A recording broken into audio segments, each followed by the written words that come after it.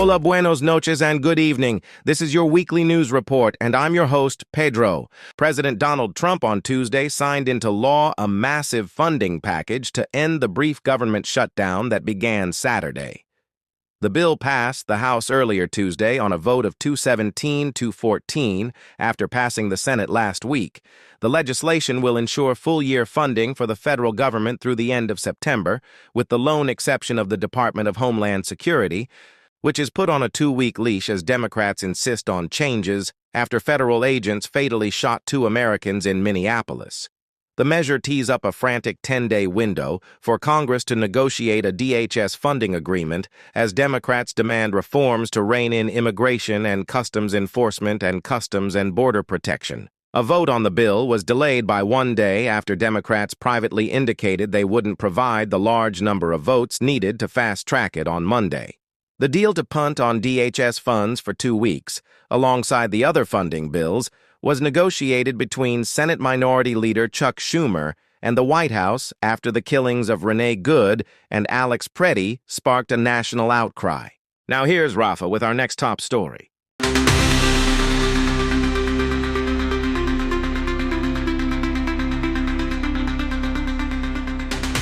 The Trump administration will withdraw 700 federal immigration agents from Minnesota, Border Czar Tom Homan said Wednesday.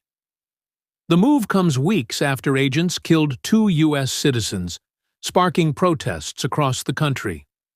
My goal, with the support of President Trump, is to achieve a complete drawdown and end this surge as soon as we can, Homan said at a news conference. He reiterated that immigration efforts would continue and that agents would not solely target undocumented criminals. Homan said that the drawdown is partly a result of cooperation between Minnesota county jails and federal immigration officials, making it easier for immigration authorities to apprehend targets. Over the past 2 months, more than 3,000 federal immigration agents have descended onto Minneapolis in what the Trump administration has dubbed Operation Metro Surge. For comparison, the city has 600 police officers. Homan said that roughly 150 federal immigration authorities were present in the city before the operation began. The immigration crackdown prompted national outrage after federal authorities fatally shot 2 U.S. citizens, Renee Good and Alex Preddy, both 37. Now we send it to Enrique for our breaking news story of the week.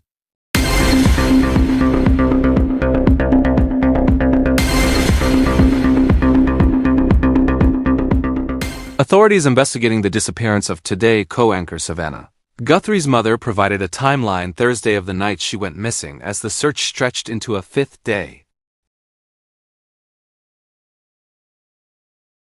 The timeline was among the most precise information provided by Arizona law enforcement officials since. Nancy Guthrie was reported missing around noon Sunday, setting off a desperate search that now includes both state and federal agencies.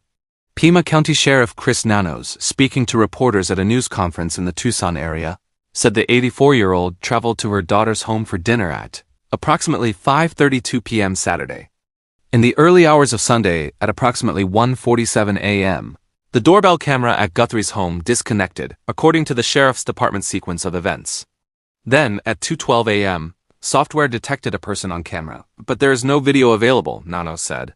The Guthrie family checked on her at 11:56 a.m. after she did not show up at Sunday morning church services. The family placed a 911 call to the Sheriff's Department at 12:03 p.m. and reported her missing, and the Sheriff's patrol arrived shortly after, at 12:15 p.m. Nanos reiterated that authorities have not identified a suspect or a person of interest in the case, which has drawn national attention. He also confirmed that blood found on the porch outside Guthrie's house tested positive for her DNA.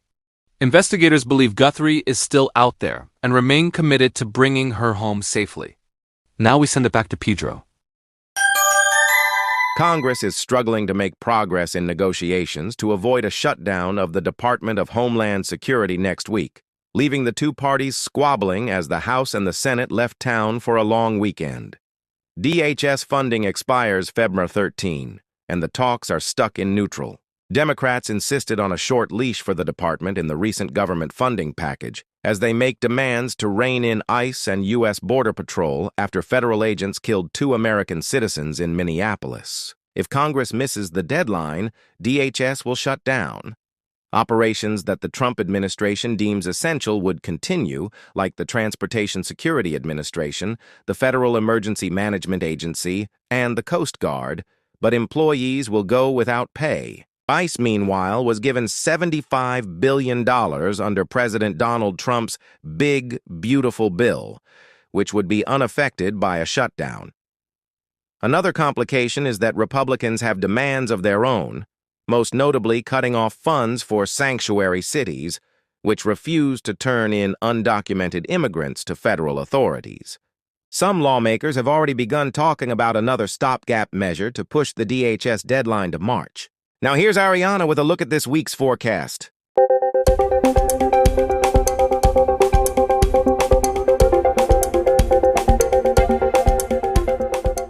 Hello everyone, I'm your chief meteorologist, Ariana, with a look at your weather forecast for the week ahead.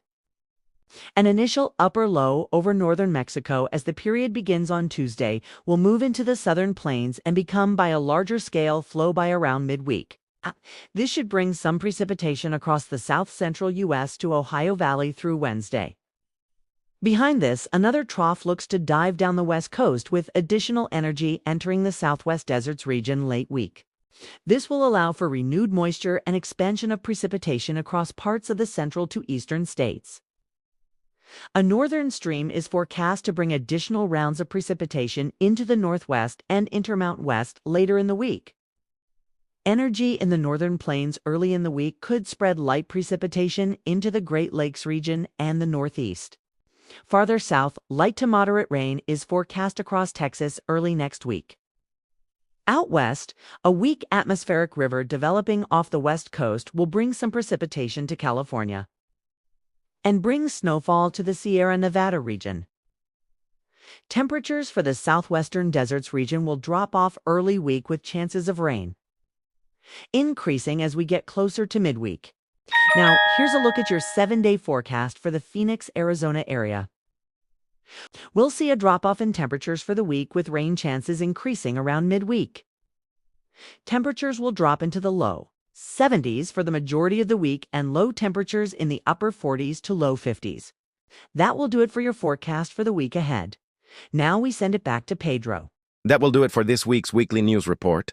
As always, thank you for watching and have a great week. Como siempre, gracias por ver el video y que tengáis una buena semana.